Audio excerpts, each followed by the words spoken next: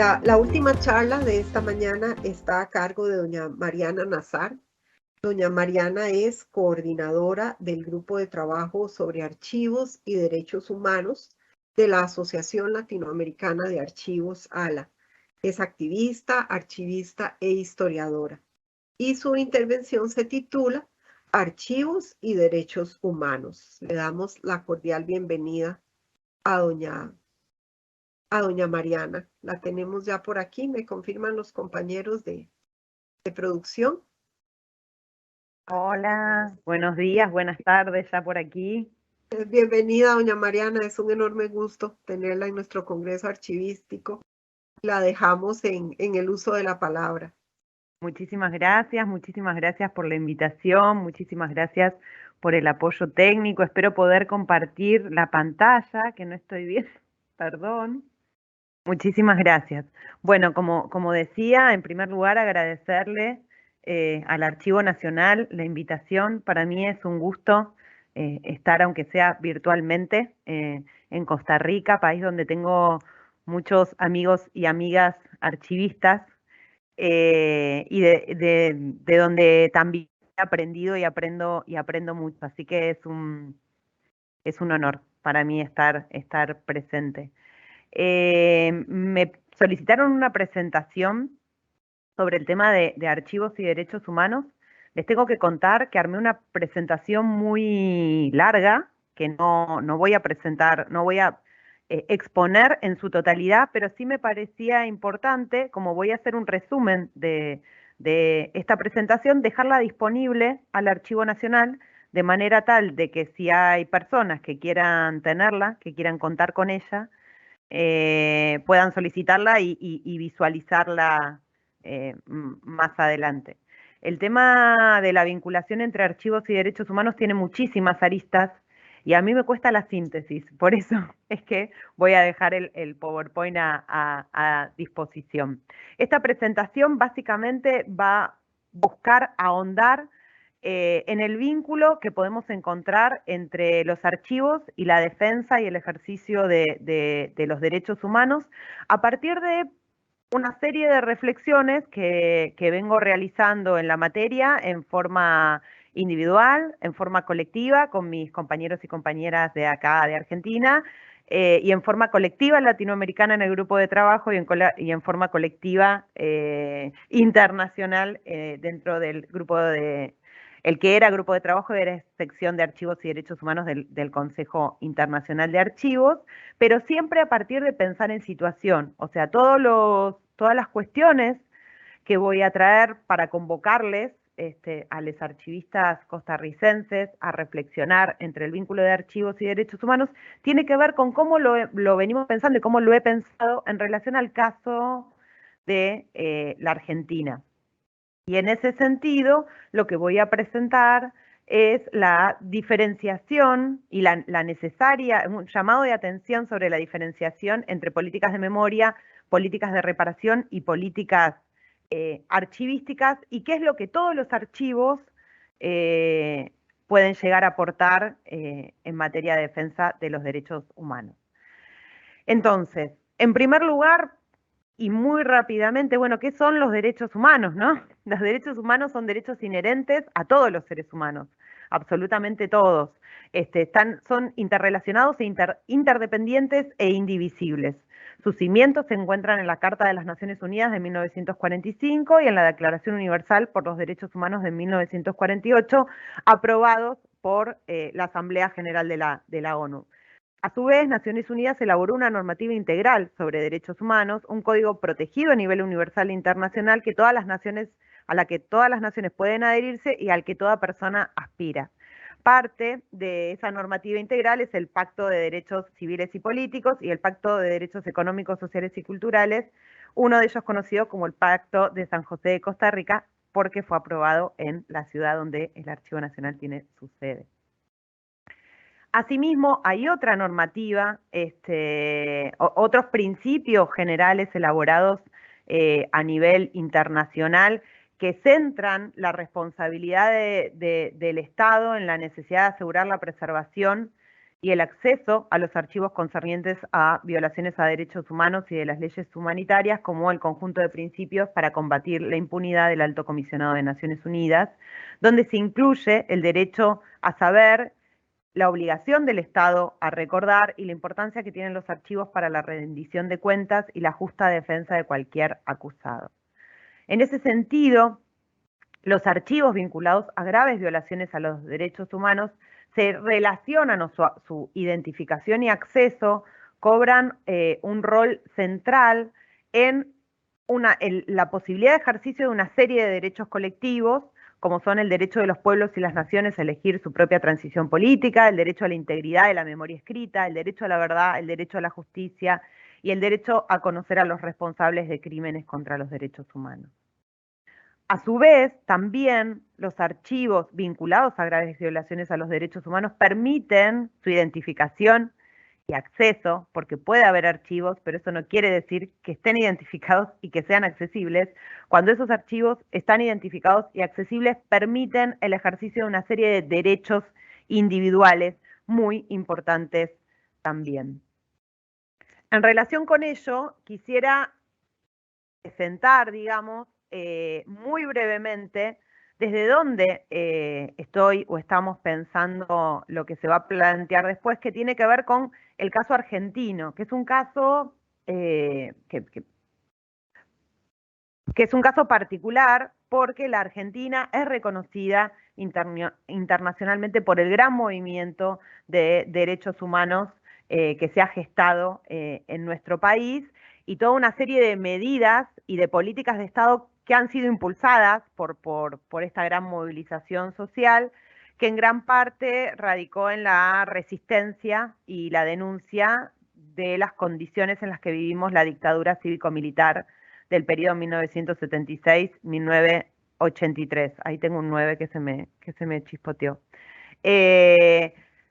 Los procesos de justicia transicional vividos en Argentina pueden dividirse en varias etapas, pero yo me voy a centrar fundamentalmente en la etapa que se abre a partir del año 2003, donde se da un gran impulso a las políticas de justicia y de reparación y se condicionan, digamos, la existencia de los documentos a políticas de memoria, creándose en un contexto de ausencia de políticas archivísticas que teníamos en nuestro país, creándose centros de memoria y áreas de investigación para concentrar los documentos vinculados a la última dictadura militar y de esa manera, digamos, se atenta contra las posibilidades de preservación de la documentación de archivo en el mediano y en el largo plazo.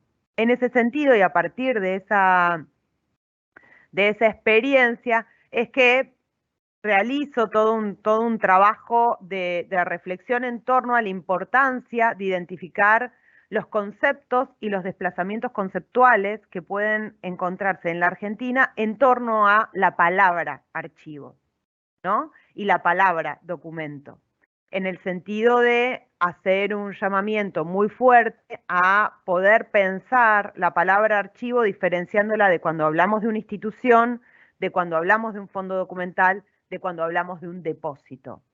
Y insistir muchísimo en diferenciar algo que, insisto, tiene que ver con la escasa implementación de políticas públicas archivísticas en la Argentina, poder diferenciar cuando hablamos de un documento, como todo registro de la actividad humana, de cuando hablamos de un documento de archivo como un documento que posee determinado contexto que fue producido orgánicamente por una institución o persona en el desarrollo de determinadas misiones y funciones. ¿Y por qué esta insistencia? Porque si pensamos en el archivo como fondo documental y si pensamos el documento no solo en relación a la información que contiene, sino a su contexto de producción, a entender quién lo produjo y para qué lo produjo, podemos permitir que los archivos en tanto fondos documentales puedan cumplir su triple función social, es decir, que puedan ser posible fuente para la historia, que puedan ser posible fuente de memoria institucional y que puedan ser posible fuente de garantía en el ejercicio de derechos imprescriptibles.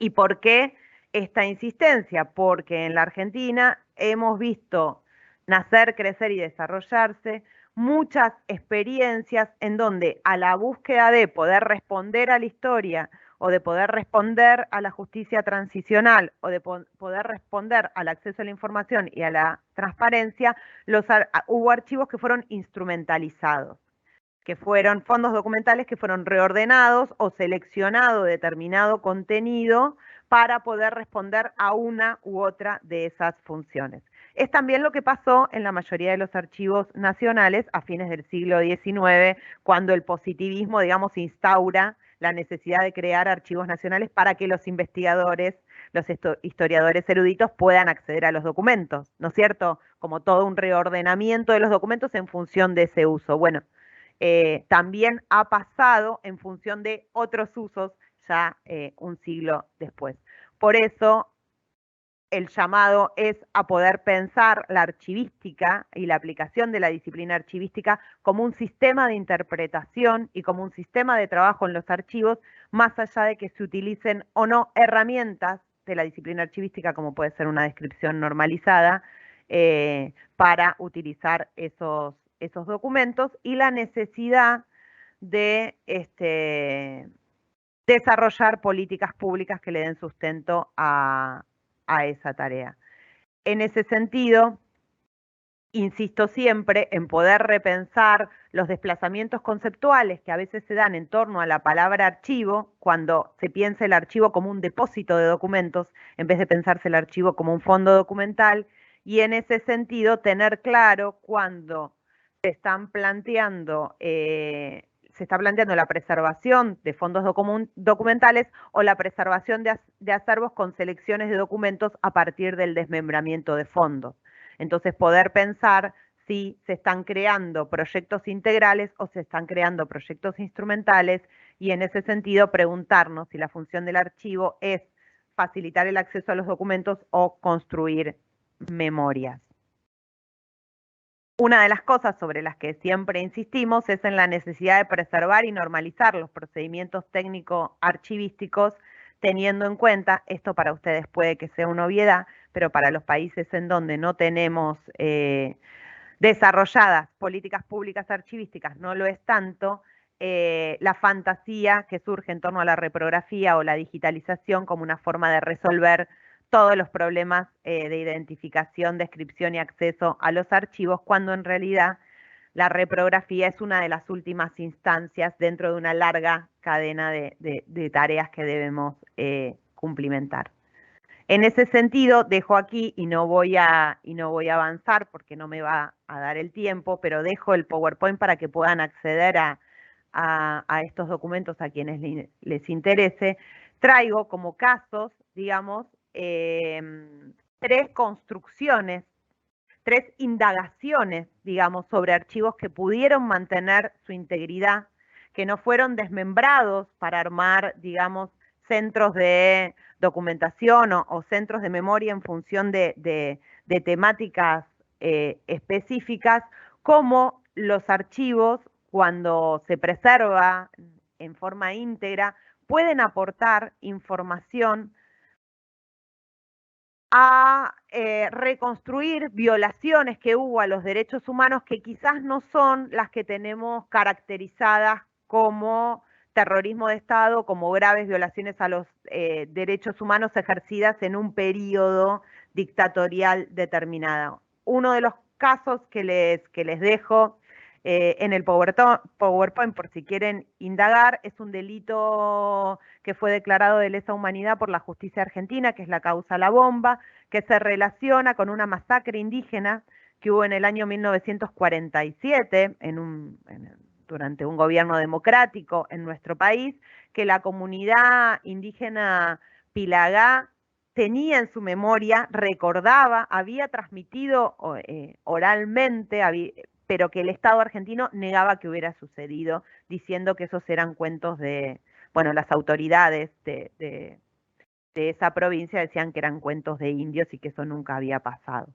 Se empieza a hacer una investigación, sobre todo en relación con la temática. Una documentalista hace una investigación para un documental y termina encontrando en documentos públicos del Ministerio del Interior documentación que daba cuenta de información de la Gendarmería sobre esa matanza, y a partir de toda una reconstrucción se termina probando en la justicia que esa masacre había existido, y la misma es reconocida, digamos, como un delito de lesa humanidad, y la Cámara Federal de Apelaciones en el año 2020 lo tipificó como genocidio. Por otro lado, dentro de un fondo documental de inteligencia policial que fue muy utilizado para llevar adelante cuestiones vinculadas con el terrorismo de Estado en la última dictadura militar, hubo un grupo de activistas, digamos, que se puso a indagar sobre la represión a las disidencias sexogenéricas en ese mismo archivo de inteligencia, y se hizo toda una investigación súper interesante sobre la temática. Por otro lado, también la construcción de archivos sociales, de archivos desde la sociedad civil, permiten la recuperación de huellas y memorias a partir de reprografías que pueden realizarse de instituciones represivas del Estado, así como pueden reconstruirse memorias indígenas que han sido acalladas por el sistema y por las prácticas de represión que las mismas comunidades y las mismas personas interiorizan en determinados momentos, y cómo pueden ser reconstruidas esa memoria a partir de los usos que pueden darse a los archivos. En ese sentido, esta presentación lo que busca es generar una reflexión en torno al vínculo de los archivos con el ejercicio de los derechos humanos, pero despegándose de una mirada en donde se puedan identificar como archivos de derechos humanos, ¿no? Como si existieran, bueno, conjuntos determinados que son de derechos humanos, sino insistir en que muchos archivos pueden dar cuenta de violaciones a los derechos humanos, y que en ese sentido tenemos que corrernos quizás de una mirada acotada a la información literal, a la información que puede leerse en los documentos, porque muchas veces eso lleva a realizar investigaciones con actitud extractivista, ¿no? De llevarme solo ese documento. Y eso reposiciona, digamos, de alguna manera a los archivos del poder como archivos del poder.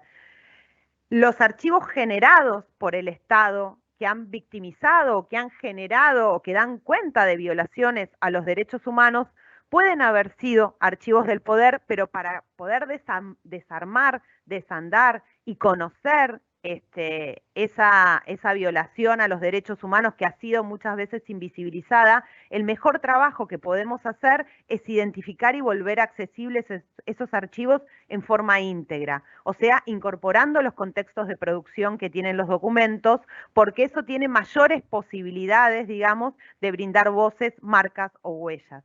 Eso permite indagar en el marco de creencias, en las interpretaciones y las representaciones que tiene el sistema, a partir del cual se ejerce el poder, así como recuperar sus resistencias. Asimismo, poder colaborar con la creación de archivos sociales que permitan construcciones diversas y en función del deseo de sus productores.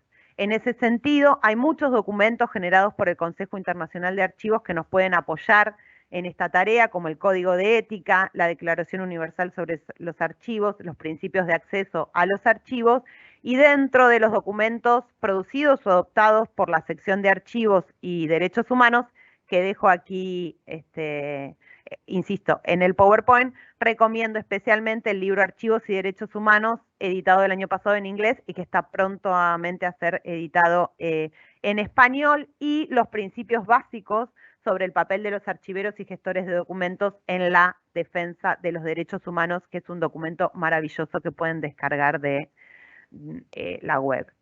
En ese sentido, insistir en la potencia que tienen los archivos para defender y ejercer los derechos humanos, y en ese sentido dar vuelta, ¿no?, de ser los archivos del poder a poder presentarse como herramientas y el poder de los archivos. En ese sentido, y para ello es necesario poder visualizar y defender el lugar de los archivos como fondo documental, reflexionar en torno a los desplazamientos conceptuales que pueden darse en torno a la palabra archivo, y en ese sentido entender las consecuencias empíricas que puede tener decirle archivo a cualquier conjunto de documentos o decirle archivo a un depósito. La necesidad de que la identificación y el acceso a los archivos tenga detrás una decisión política, que permita una política efectiva, que no es lo mismo que una vidriera política, y para ello es necesario normativa, voluntad, compromiso institucional y presupuesto, pero sobre todo reconocimiento de la tarea y profesionalización archivística, y que debemos esquivarle como archivistas el máximo posible a la instrumentalización de los archivos, porque tiene implicancias prácticas para el acceso y tiene implicancias políticas para su utilización. Hay guías, hay recomendaciones, hay buenas prácticas y hay un grupo muy grande de solidaridad profesional en Latinoamérica y a nivel internacional al que se puede recurrir, siempre que tengamos presente que el acceso a los archivos es el ejercicio de un derecho fundamental, es requisito del Estado democrático y puede llegar a ser un elemento de transformación social que de alguna manera está en nuestras manos. Muchísimas gracias. Muchas gracias, Mariana. Sin duda alguna, un tema no solo interesante, sino de grandísima actualidad.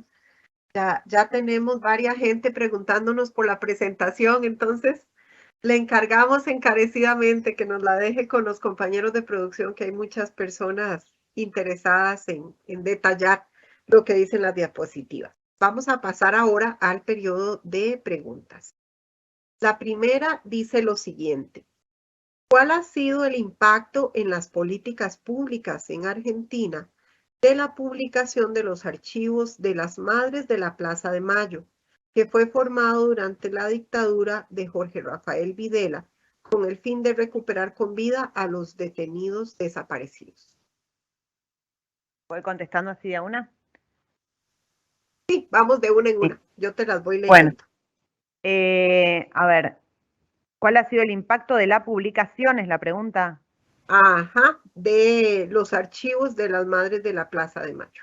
Claro, no han sido, que yo sepa, no han sido publicados, ¿sí? Han sido trabajados, hay una, bueno, había un montón esa podría ser otra presentación, ¿no? La historización de cómo han sido las políticas de archivo en la Argentina, las estatales y las de la sociedad civil. Como decía en un principio, yo estoy convencida de que las políticas de justicia transicional que se han desarrollado en la Argentina se han desarrollado gracias a la gran movilización social que las empujaron, digamos. Y parte de esa movilización social estuvo dada por los organismos de derechos humanos, entre ellos las Madres de Plaza de Mayo, que han creado, junto con otros organismos como el CELS, como el CERPAS, como la Liga Argentina por los Derechos del Hombre, o sea, hay como familiares de detenidos y desaparecidos, han creado sus propios archivos. Los organismos de derechos humanos y los organismos de resistencia han creado durante la dictadura ya sus propios archivos como una forma de militancia, ¿no? No porque querían archivar y dejar el legado para la historia, sino porque lo necesitaban para poder reclamar por la aparición con vida de sus familiares y de sus compañeros. Entonces, el archivo de las Madres de Plaza de Mayo en ese sentido ha sido paradigmático, ha aportado un montón de documentación a las causas, y porque nosotros tenemos dos líneas, o sea, Madres de Plaza de Mayo son dos asociaciones, se dividieron en los años 90. A fines de los años 90, una de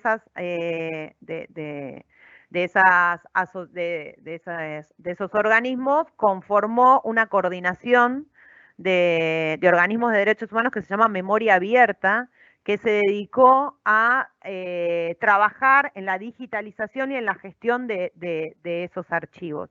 Así que el impacto del archivo de Madres, tanto ese como el otro archivo de Madres, la línea de B de Bonafini, que también se está trabajando hace muchísimos años, ha sido muy grande en la medida de la documentación que han podido aportar a la justicia, pero también para la construcción de la memoria social. y han recibido, entiendo que desde el año 2003, distintos tipos de apoyo de parte del Estado Nacional para su preservación y acceso. Muchas gracias, Mariana. Procedo con la pregunta siguiente. El acceso a la información es un derecho humano. Por tal motivo, la OEA propuso una ley modelo que ha sido una guía en Latinoamérica a la hora de crear sus propias leyes. ¿Qué mejora le haría hoy? ¿Considera que los archivistas pueden ejercer el rol de oficiales de la información en las instituciones? Qué linda pregunta, porque eso no lo había puesto y es de las cosas que vivo señalando. Siempre bromeo con que me voy a hacer una remera.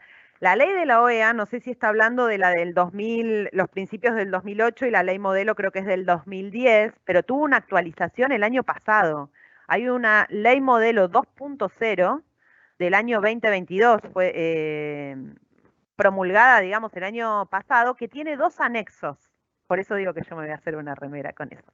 Un anexo que es una ley modelo de gestión documental, y otro anexo que es una guía de implementación de la ley modelo de gestión documental. Entonces, digo, esta pregunta viene bien de perillas para insistir en el lugar que necesariamente tenemos que empezar a ocupar en relación a las políticas de acceso a la información. La OEA promulgó una ley modelo, insisto, ahora dudo si los principios son del 2008 y la ley del 2010, pero creo que sí, la ley modelo es del 2010 y en el 2020 empezó a hacer una revisión de los conceptos, ¿sí? Y un estudio de casos de, bueno, qué había pasado en América Latina, en América en general, en relación con, con el uso o no de esa ley modelo, qué problemas se encontraban, y como conclusión de esa revisión, como conclusión de los problemas de implementación del acceso a la información en América, se emite una nueva ley modelo 2.0, o sea, una ley mejorada, a partir de la recolección de la información que incluye una propuesta de ley modelo de gestión documental y sus principios de aplicación. Me parece que más claro que eso no puede estar. Sí, sí, tenemos que ocupar un lugar fundamental en materia de implementación del derecho de acceso. Excelente. Procedo a leer la siguiente pregunta. Muchos archivos relacionados con la protección de derechos humanos no son de acceso público. Inclusive las oficinas productoras se resisten a que formen parte de los archivos de gestión. Sin embargo, contienen datos de alto valor histórico e investigativo. ¿Cómo recomienda el abordaje y tratamiento de esta documentación tan delicada a fin de que se pueda reutilizar al menos alguna de la información que contienen? Bueno, este es un tema delicadísimo, ¿no? Porque, en el que se juegan varias cuestiones. Una que tiene que ver con la no revictimización de las víctimas, ¿no? Otra que tiene que ver con la protección de la intimidad, la revictimización y la posibilidad de riesgo en el que pueden estar las víctimas en determinados periodos, ¿no? Como que en cada país depende de la situación de transición, si estamos hablando de terrorismo de Estado y de gobiernos dictatoriales, depende del tipo de transición que haya vivido, cómo estén las condiciones dadas. Eh, Ahí hay una cuestión de riesgo, de seguridad, y por otro lado hay una cuestión de protección de la intimidad de las personas. Sin embargo, también hay un derecho colectivo, que es el derecho a saber, el derecho a conocer, el derecho a la reparación, que son derechos que van por encima, digamos, de los derechos individuales. No hay una regla fija, ¿sí? Pero hay principios a los cuales debemos seguir y debemos adherir. Digamos, hay formas de protección que pueden incluir la disociación de datos para que no se conozcan los nombres de las, o sea, para que la información pueda ser dada al acceso sin que se conozcan los nombres de las personas. Hay estrategias que tienen que ver con cumplimiento de plazos, hay una gran diversidad de formas de acceder a la información sin vulnerar derechos. Recomiendo fuertemente leer este documento de los principios básicos sobre el rol de los archivistas en la gestión de archivos de derechos humanos que mencioné hace un rato. Muchas gracias. Y tenemos aquí la última pregunta. Es interesante pensar en toda esta perspectiva para incluirla en los criterios para la valoración de los comités de valoración de las instituciones. En este sentido, ¿existe alguna guía para incluirla en los criterios? Es un temón, qué buena pregunta. Es un temón. No, en realidad sí, digo, si pensamos que el valor permanente de los documentos, de las series documentales, cuando hacemos evaluación, se tiene que vincular al valor informativo histórico, el valor testimonial en lo que hace a la memoria de las instituciones productoras y el valor evidencial en relación a los documentos que pueden ser fuente de garantía en el ejercicio de derechos que son imprescriptibles, que son los derechos humanos. En términos teóricos, digamos, la archivística esto lo tiene contemplado desde ese planteo, ¿no? Bueno, ¿qué series documentales tienen valor permanente? Y en principio las que tienen valor informativo histórico, las que tienen valor testimonial, las que tienen valor evidencial. Valor evidencial vinculado a derechos imprescriptibles. Ahora el tema es cómo se implementa la identificación del valor evidencial de las series documentales de las instituciones.